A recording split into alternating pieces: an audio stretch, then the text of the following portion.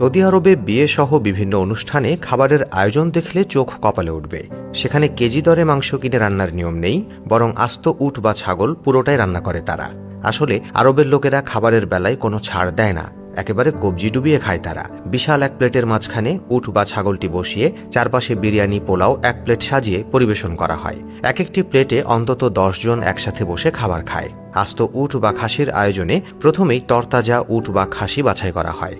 এরপর উটের আস্ত শরীরটি আলাদা করে এর মাংস প্রস্তুত করা হয়। মূলত মাঝের দেহের হাড়, মাংস সব একসাথেই থাকে, কেবল পা, মাথা ও চামড়া আলাদা করে নেওয়া হয়। এরপর উটের মাংস দেহটি পানি দিয়ে ধুয়ে পরিষ্কার করা হয় ভালোভাবে।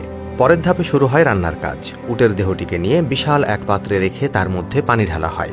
নিচে আগুন জ্বালিয়ে পাত্রে ঢাকনা দিয়ে ঢেকে প্রায় ঘণ্টাখানেকের মতো উটের মাংস সেদ্ধ করে নেওয়া হয়। এরপর ঢাকনা তুলে সেদ্ধ মাংসের গায়ে গর্ত করে দেয়া হয়, যেন রান্নার সময় মশলা ও রস মাংসের ভেতরেই ঢুকতে পারে। তারপর ঢালা হয় পেঁয়াজ কুচি, লবণ, হলুদ গুঁড়ো, অন্যান্য মশলা এবং লেবু ঢেলে মাংসটিকে পলিথিন দিয়ে ঢেকে পুরো পাত্রটির মুখ ফয়েল পেপার দিয়ে ঢেকে দেওয়া হয়। এভাবে আবার সেদ্ধ করার জন্য রাখা হয়। অন্যদিকে প্রস্তুত করা হয় সবজি ও চাল। সবজিগুলো কেটে পানি দিয়ে ধুয়ে ফেলা হয় এবং পাশাপাশি চালও ধুয়ে পোলাও রান্নার জন্য চুলায় বসানো হয়। এদিকে মাংসের উপর থেকে ফয়েল ও পলিথিন উঠিয়ে দেখা যায় অনেকটা রান্না হয়ে এসেছে। মাংসে আরও কিছু গর্ত করে দিয়ে নিচের ঝোলগুলো মাংসের উপর ঢেলে দেওয়া হয়, তা মাংসের ভেতরে ঢুকতে পারে। মজার ব্যাপার হলো, মাংসের এই ঝোলকেই আবার ব্যবহার করা হয় সবজি ও পোলাও রান্নার কাজে। প্রথমে এই ঝোল সবজির উপর ঢেলে সেই ঝোলের মধ্যে সবজি সেদ্ধ করা হয়, সাথে দেওয়া হয় অন্যান্য মশলা। অন্যদিকে পোলাওয়ের চালও বসানো হয় এই ঝোলের মধ্যে। এই খাবার রান্না একবার শুরু করলে সৌদিরা যেন কোনো অংশই ফেলে দিতে চায় না।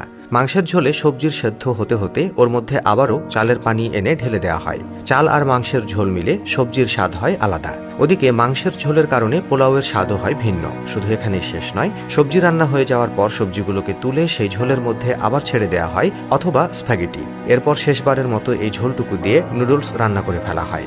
এরপর পোলাওয়ের উপর দেওয়া হয় বাদাম, কিশমিশের মতো কিছু উপকরণ, আর ঢেলে দেওয়া হয় ঘি।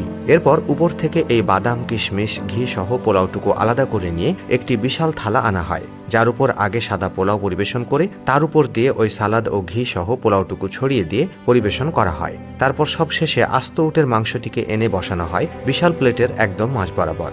এভাবে পরিবেশন করা হয় সৌদি আরবের এই জনপ্রিয় রেসিপি। বন্ধুরা, সৌদি আরবের আয়োজন দেখে আপনার কি মনে হয় তা অবশ্যই আমাদের জানাতে ভুলবেন না। আজ এ পর্যন্তই। পরবর্তী ভিডিও পেতে পেজটি ফলো করতে পারেন। ধন্যবাদ।